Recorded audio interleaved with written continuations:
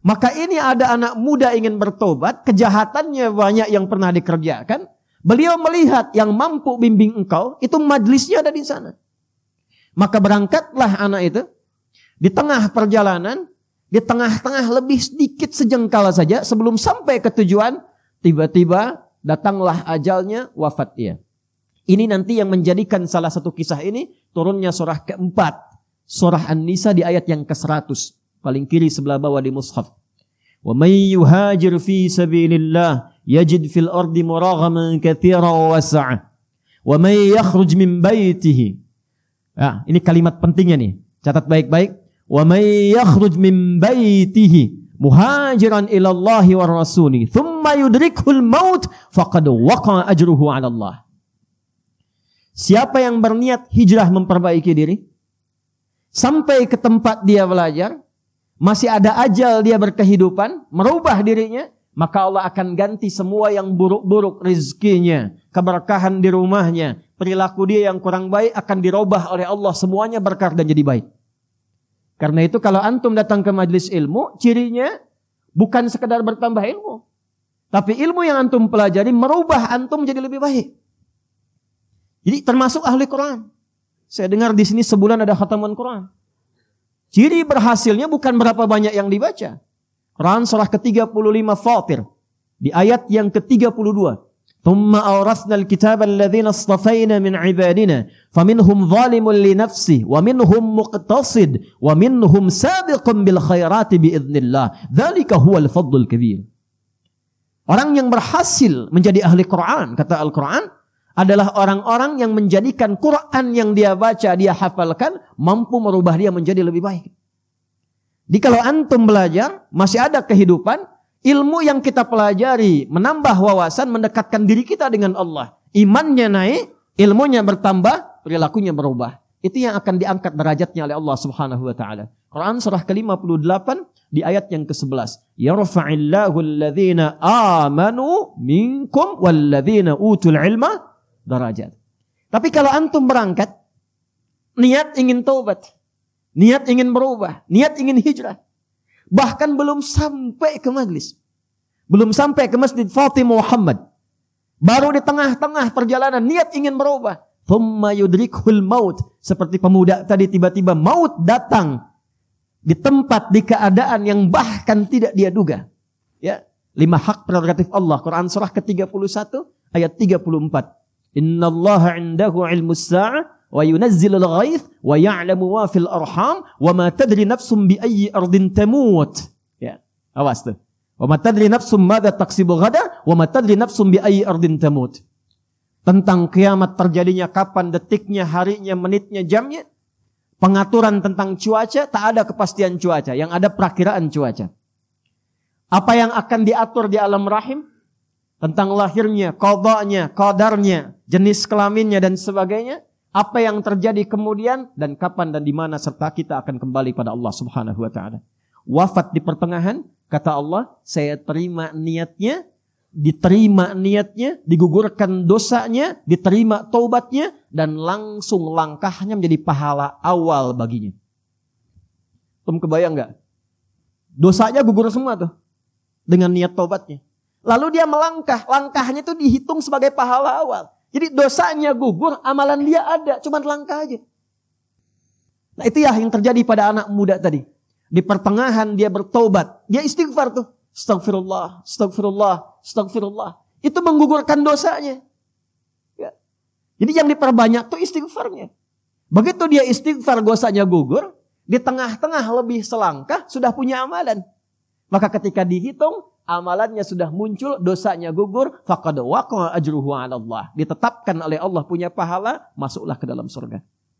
Terlepas dari itu semua, kita akan satukan semua pembahasan itu dalam apa yang telah kita dapatkan tadi, sumber utamanya, supaya tak keluar dari Quran dan Sunnah dan antum tidak bisa mendebat. Kita ambil Quran, hadis, Quran, hadis, Quran, hadis. Ya, mendebat Quran berarti mendebat Allah, kufur. Mendebat hadis, mendebat Rasulullah sallallahu alaihi wasallam, bermasalah. Baik, kita kembali dulu pada suasana yang pertama. Hadisnya nomor 163, Kitabul Iman, Sahih Muslim. halaman 77 paling kiri sebelah atas. Bismillahirrahmanirrahim. Hadis yang pertama saya ambil dari sahabat Abu Hurairah radhiyallahu taala anhu, kemudian dikuatkan nanti oleh Imam Malik bin Anas. Anas bin Malik. Qala haddatsana qala an Anas bin Malik radhiyallahu taala anhu qala inna Aba Dzar yuhaddithu. Kata Anas bin Malik radhiyallahu taala anhu, sahabat kami Abu Dzar Al-Ghifari. Abu Dzar Al-Ghifari ini nama aslinya Jundub bin Junadah. Jundub bin, bukan Junub, Jundub. Jundub bin Junadah. Biasanya berteman kalau meriwayatkan hadis dengan Mu'adz bin Jabal. Dua-dua ini kompak nih. Duet, sering duet meriwayatkan hadis. Termasuk tadi doa antum alhamdulillahilladzi ahyana ba'dama amatana wa ilaihin. Itu diriwayatkan oleh duet Mu'adz bin Jabal dengan Jundub bin Junadah. Antum ngaji Al-Arba'in An-Nawawiyah tuh. Ya, nomor hadis yang ke-18 tuh. Ittaqillaha haitsu ma kunta wa atbil hasanata sayyi'atal hasanata tamhuha. Itu riwayatnya dari Mu'adz bin Jabal dan Jundub bin Junadah. Kenapa disebut Abu Dzar Al-Ghifari? Ingat rumusnya? Al-Ghifar berarti dari Ghifar. Ghifar itu kampung begal. Ingat tuh. Jadi sekampung begal semua. Nah, di antara pemimpinnya Jundub ini. Singkatnya, ada kilatan yang masuk ke hatinya mengatakan, mau sampai kapan jadi begal? Dan itu pasti, selalu ada itu kilatan itu. Jadi Allah tuh dengan sifat rahmannya tidak membiarkan seorang hamba berkehidupan kecuali mendapatkan bagian dari hidayahnya. Itu yang dimaksud Quran surah ke-29 di akhir ayatnya. Walladzina jahadu fina lanahdiyannahum subulana. Kenal Firaun? Ayo bilang kenal ya. Firaun Fir'aunnya. Firaun Fir'aunnya. Nanti babnya lain lah ya. Babnya lain lagi. Pokoknya banyak zalimnya tuh. Ngaku Tuhan, ya kan? Genosida, macam-macam sekali. Itu tetap oleh Allah diberikan hak yang sama. Dikirimkan langsung dua nabi, Musa dan Harun. Ini menunjukkan setiap hamba akan mendapatkan kesempatan, peluang untuk kembali mengingat Allah Subhanahu wa taala. Jundub ada kilatan. Ini rumusnya. Begitu berpikir kapan akan berakhir, dapat info ada seorang mengaku nabi di Mekah. Nah, ini fikih nih ya, fikih taubat nih. Jadi kalau antum sedang tergerak ingin bertobat, jangan ditunggu, cepat lakukan.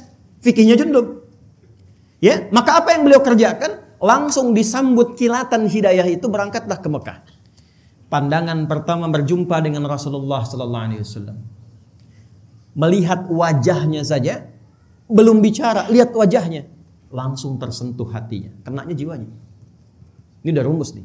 Sentuhlah ia tepat di hati, maka ia akan jadi milikmu untuk. Gimana caranya lihat orang langsung kesentuh jiwanya? Baru lihat tuh. Maka nggak tunggu lama beliau bersyahadat. Kata beliau, ya Rasulullah, berikan saya tips pesan singkat. Kata Nabi, pulang dulu, belajar yang betul, baru ingatkan kaum. Atau kama qala Rasulullah SAW. Kata beliau, saya nggak akan pulang sebelum saya mendeklarasikan keislaman saya di sini, depan Ka'bah. Kata Nabi, jangan kau lakukan. Orang-orang belum paham, kau bisa disakiti. Ya, apa jawabnya Jundub bin Junadah? Ya Rasulullah, saya ini membegal terang-terangan. Masa masuk Islam sembunyi-sembunyi? Saya ini membegal terang-terangan, gak enak lah syahadat sembunyi-sembunyi. Maka beliau keluar depan Ka'bah mengatakan, ya ma'syara Quraisyin, ushhidu an la ilaha illallah wa anna Muhammad Rasulullah. Hei semua orang Quraisy, lihat nih, saya bersaksi gak ada Tuhan selain Allah dan Muhammad SAW Rasulullah. Kalian mau apa katanya? Pukulin. Jatuh pingsan, begitu akan dihabisi. Ada riwayat menyebutkan ditemukan oleh sahabat Ali bin Abi Thalib radhiyallahu taala anhu. Ada riwayat mengatakan ditemukan oleh paman Nabi Hamzah bin Abdul Muttalib radhiyallahu taala anhu. Begitu kelihatan, oh jangan kalian sakiti lagi, karena ini adalah orang Ghifar. Kalau kemudian dia tewas di sini dan ketahuan suku Ghifar, nggak ada kafilah dagang kita akan lolos lewat situ. Maka sepakat mereka biarkan dia pergi. Pergilah kemudian beliau ini taubatan nasuha. Dan jadilah ini fikih preman tobat. Jadi sinetron preman pensiun. Dan jadi bab kurikulum preman jadi ustad. Karena kembali kemudian ke Ghifar, jadi da'i di sana sampai kelak Madinah dihebohkan dengan langkah kaki dag digdug dag digdug dag digdug. Ternyata Jundub bin Junada membawa hasil pendidikannya, berangkat kemudian ke kota Nabi sallallahu alaihi wasallam, membawa rombongan dari Ghifar sudah pada masuk Islam, bedol desa masuk Islam. Kekuatan satu orang ini. Sahabat Nabi dulu begitu, as-sabiqunal awwalun itu 40 orang. Tapi mereka berpencar kemanapun, membawa magnet keislaman yang kuat. Amr bin As itu cuma jalan sepeninggal Nabi, bawa ekspedisi jalan, gak ngapa-ngapain jalan, ekspedisi. Afrika Utara dijelajahi. Dari Mesir, Libya, Tunisia, Aljazair, Maroko sampai ke Syam. Syria sekarang ada 4 negara, Libanon, Jordania, Palestina, Syria. Insyaallah kita selesai ini kita salat ghaib ya. Untuk yang musibah di Turki dan Syria. Itu semua yang dilewati muslim semua dan maju. Dan kelak Afrika Utara itu yang dilewati akan jadi provinsi negara Islam masa itu. Gubernurnya Musa bin Nusair, kodamnya, panglima kodamnya itu ya. Itu panglimanya namanya Tariq bin Ziyad. Satu kekuatan panglima ini bisa membuka wilayah Iberia, dikenal dengan Andalusia, wilayah Portugal dan Spanyol sekarang ini, dan punya peradaban Islam selama 7 abad ada di situ. Makanya dibukanya Fatah. Inna fatahna laka fatham mubina. Fatah itu apa? Membuka kebaikan. Jadi orang Islam itu dimanapun berada mesti membuka semua nilai kebaikan. Antum ke kantor jadi orang baik, buka semua peluang kebaikan. Yang disiplin antum, yang jujur antum, tidak korupsi, disiplin, paling sabar, tepat waktu, paling bagus hasilnya, buka semua nilai kebaikan. Nanti kalau ditanya, bagaimana Anda bisa begini? Jawab, Islamlah yang mengajarkan saya seperti ini. Itulah hidayah. Itulah hidayah. Nah, ketika masuk Islam diviralkanlah tempatnya dari Ghifar, maka dikenal dengan Abu Dzar al-Ghifari. Kenapa yang disebutkan Abu Dzar al-Ghifarinya bukan nama orangnya, untuk memberikan kesan kepada orang setelahnya. Nih saya nih, dulu saya mantan begal, sekampung begal semua, tapi Islam merubah saya menjadi orang baik dan dekat dengan Nabi, meneruskan risalah dakwah beliau.